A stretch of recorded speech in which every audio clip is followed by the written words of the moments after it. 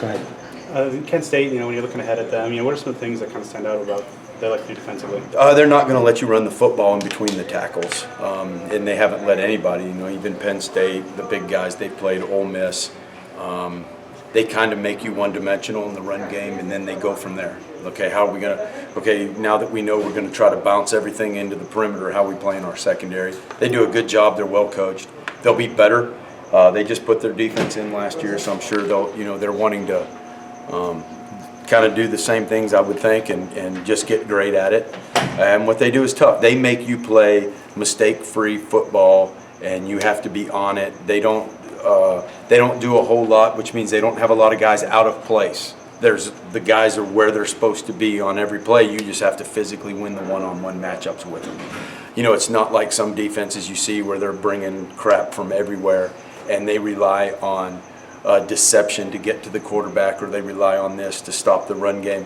These guys, they play good, hard-nosed, two-gap, make sure some guys are two-gap and some guys got their gap, and they play sound football. You're not to overlook any opponent, but how do you approach a game like that? Are there considerations like not wanting to put certain things on film, or just kind of going more with a straightforward game plan? I used to be that way when I was younger, and then I've been upset in the first game, and I've never thought that way since. Like I don't even care if we play another game after that. I just want to win the first one. So everything's on everything. Just you try to win game by game. If you want to do something different, just make some more stuff up the next week. But win this game right here, no doubt. What have you thought about how K's looked at center? Solid. He's doing a solid job, kind of like how he did at guard. He was just a solid player. He doesn't make mistakes. And we're just going to see how he does matched up with that nose guard who's very, very strong. He's not the starting returning starter from last year, who was a really, really good player, but the kid replacing him is supposed to be very strong, a 400-plus bencher, a really strong squatter. So we're going to see how that matchup goes. He's going to have a guy on his head most of the game. But what's Jarrett done to give himself a chance at right guard? Just playing physical, and his stuff right now, he's just got to get better technically, which he will. Coach Christensen is a phenomenal coach. He'll get him ready to go. But the biggest thing is just his aggressiveness has allowed him to be where he's at right now. When you think of the running backs you've coached, where does Eno rank in terms of understanding blocking schemes and understanding what the offensive line in front of it does? Yeah, he's definitely way above the curve on that.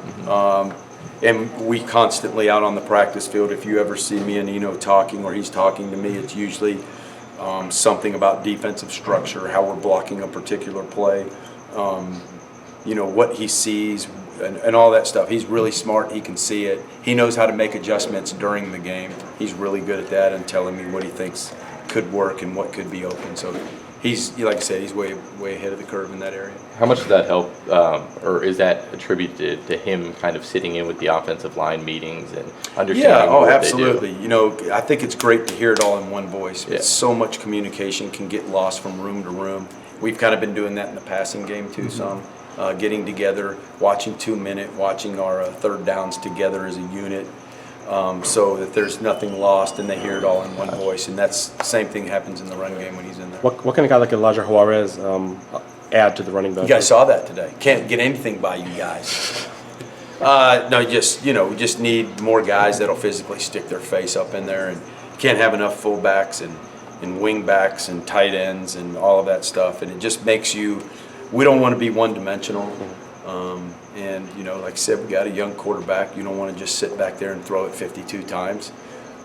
So we need to be able to run the football, and I don't think you can just sit there consistently run the football out of 10 personnel open sets. You got to have a tight end. You got to have a fullback, wing-back type stuff. So I think he's going to help us. It was his first day, and I really liked what I saw. Will you do much true two-back stuff this year, or?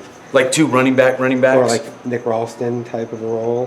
Oh, yeah, we're going to try that. And we've been searching for that guy, and so we've tried Elijah. And so we might slide to the left before you get knocked out here soon. But but we've just been trying to find a guy that can fit that role that I feel really comfortable with, where he's not just kind of halfway doing it. He's committed to doing it, because that's a job where, man, unless your heart's in it, you're not going to be great ISO and linebackers and things like that.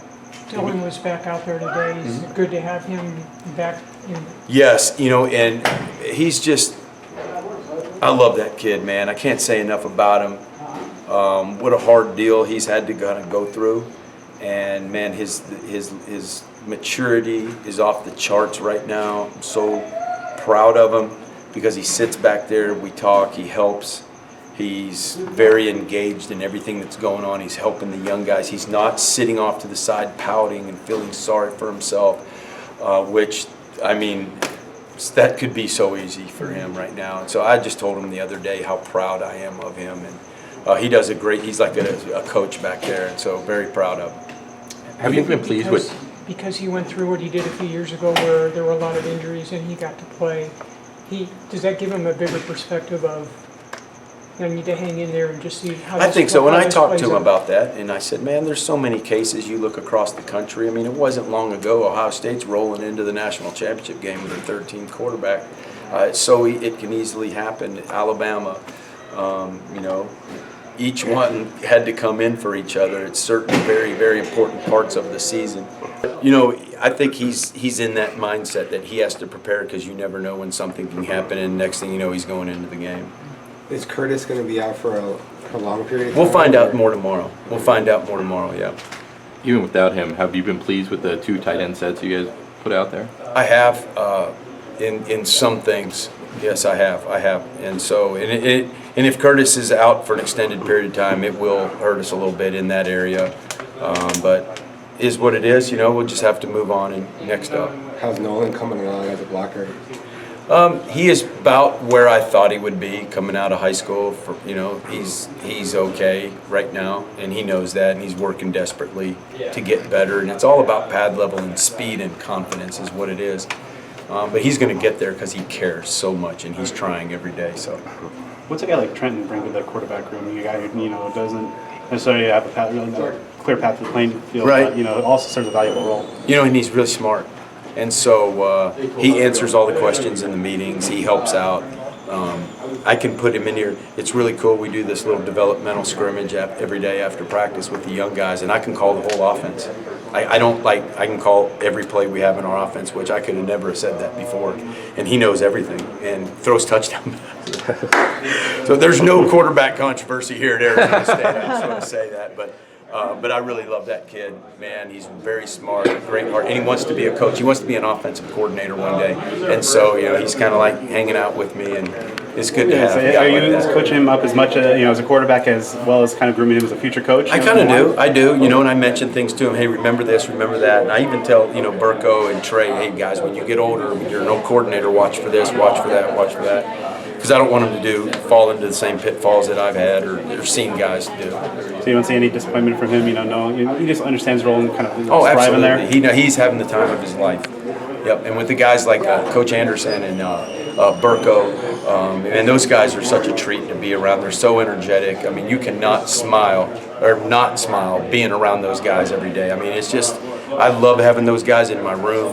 I call them in my office just to hang out with me while I watch film just because they're so positive and they see every play as a touchdown. And I love young guys like that. The older we get, we see the things we can't do. They see all the stuff that we can do, and I really like that about it. Say you don't want a quarterback in his first start throwing 52 times or whatever. So how do you approach kind of a new true freshman quarterback making his first collegiate start, first time under live fire? How do you approach as a play caller? You try to you go in and you try to give him something that he really likes. I spent yesterday talking with him. His day off, he came over and we sat down and a list of all of the plays that he feels are very easy for him to read and there's no gray area. And I said, well, you know what?